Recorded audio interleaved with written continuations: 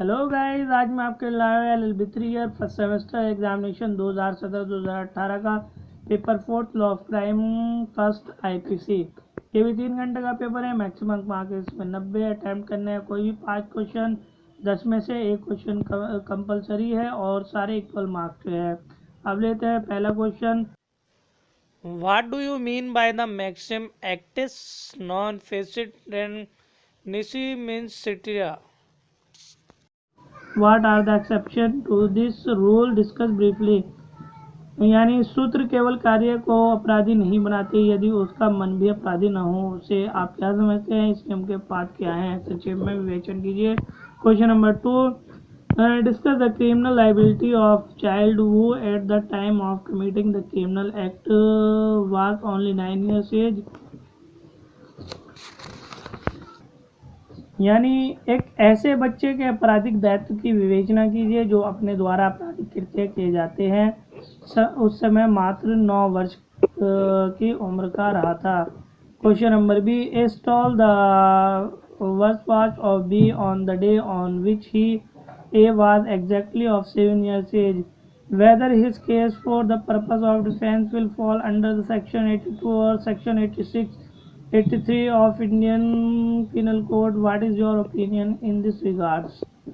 यानी कि ए ने जिस दिन यह अर्थात ए ठीक 7 वर्ष का था बे की कलाई वाली घड़ी चुरा ली। उसकी राय में आपराधिक दायित्व से बचाव हेतु उसका मामला भारतीय दंड संहिता की धारा 82 या 83 में से किसी धारा के अंतर्गत आएगा। अब क्वेश्चन नंबर 3 क्या है? Explain in the brief of circumstances in which the right of private defence of the body extend to causing of death of the offender. उन परिस्थितियों की संक्षेप में व्याख्या कीजिए जहां शरीर की प्रतिरक्षा का अधिकार आक्रामक की मृत्यु कारित करने तक विस्तारित हो जाता है। Question number B, A who is suffering from unsoundness of mind attempt to kill B can be exercise the rights of private defense against A। explain the correct legal position। यानी ए जो चित्त विकृतता से पीड़ित है बे को जान से मारने का प्रयत्न करता है, क्या बे को ए के विरुद्ध व्यक्तिगत प्रतिरक्षा का अधिकार प्राप्त होता है? विधिक स्थिति की स्पष्ट कीजिए। Question number 4, A gives a kick to B who had no enlarged stem as a result of kick's spleen was ruptured and B died। The fact of enlarged spleen was not known to A। What offense, if any, has been committed by A? A ने बे को जिसकी तिल्ली बड़ी हुई थी कठोर ठोकर मार दी, जिसके परिणाम स्वरूप बे की तिल्ली फट गई तथा बे की मृत्यु हो गई। बड़ी हुई तिल्ली का तथ्य ए को ज्ञात नहीं था। ए ने कौन सा अपराध यदि कोई हो किया है? अब question number B, A went to the house of his father in law to take his wife. The father in law refused his son in law to send his daughter with in. The wife also did not want to go. Thereupon the husband, against the wishes of his wife, caught her hand and dragged her out. His attracted the brother B of the wife. While there was a struggle of escape, he B stabbed his brother-in-law A and A died। What offense was committed by B? यानी ए अपने ससुर के घर अपनी पत्नी को लेने गया। ससुर ने अपने दामाद के साथ अपनी पुत्री को भेजने से मना कर दिया।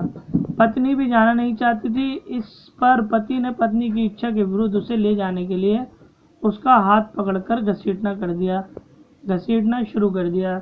इससे पत्नी के भाई बे का ध्यान आकर्षित हुआ, जिससे हाथापाई में अपनी बहन को बचाने में बे ने अपने बहनोई ए के पेट में चाकू घोंप दिया और ए की मृत्यु हो गई। बे के द्वारा कौन सा अपराध किया गया? Question number 5, A how is abetment constituted? Discuss with the illustration. दुष्प्रेरण कैसे घटित होता है? दृष्टांतों सहित विवेचना कीजिए। B. A instigates B to commit murder. C. B refuse to commit murder if A liable for many offense. A. B को C की हत्या करने के लिए उकसाता है. B हत्या करने से मना कर देता है.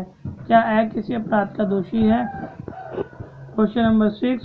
Define the distinguish wrongful restraint and wrongful confinement with illustration. यानी दृष्टांत तो सही सदोष अवरोध और सदोष परिरोध को परिभाषित कीजिए एवं अंतर बताइए. Discuss the circumstances when plea of grave and sudden provocation can be taken in case of homicides. Under the circumstances will the defense of grave and sudden provocation be not liable to the accused. उन परिस्थितियों की विवेचना की जहां मानववध के मामले में गंभीर और अचानक प्रकोपम का तर्क लिया जा सकता है. किन परिस्थितियों में अभियुक्त को गंभीर और अचानक प्रकोपम का बचाव उपलब्ध होना चाहिए. Question number 8. Define the theft. What it an amounts to robbery. चोरी को परिभाषित कीजिए. यह कब लूट है? 8B. A holds Z and down the fraudulently takes Z's money and jewels from Z's clothes without Z's consent. What offense has A commit? A जय को दबोच लेता है और जय के कपड़ों में से जय का धन और आभूषण जय की संपत्ति के बिना कपट पूर्वक निकालता है. A ने कौन सा अपराध किया है? Question number 9. Define criminal trespass. What a person is said to commit house breaking. Discuss with the illustration. आपराधिक अत्याचार को परिभाषित कीजिए. कब एक व्यक्ति गृह भेदन करता कहा जाता है? दृष्टांतों सहित विवेचना कीजिए. Question number 10. Giving illustration state the ingredients of any two of the following. Unlawful assembly, grievous hearts, adultery, criminal conspiracy. यानी निम्नलिखित में से किन्हीं दो अपराधों के तत्व को दृष्टांत देकर समझाइए. ए विधि विरुद्ध जमाव, ब घोर उपधि, स जारक्रम, द आपराधिक षड्यंत्र. तो इस तरह ये बहुत लंबा पेपर है, लेंथी पेपर है और हर किसी में ए और बी पार्ट है. तो अगर आपने दोस्तों मेरे चैनल को सब्सक्राइब नहीं किया है, मेरे चैनल को सब्सक्राइब करें और बेल आइकन का बटन दबाएं ताकि मेरी लेटेस्ट वीडियो आपको मिल सके.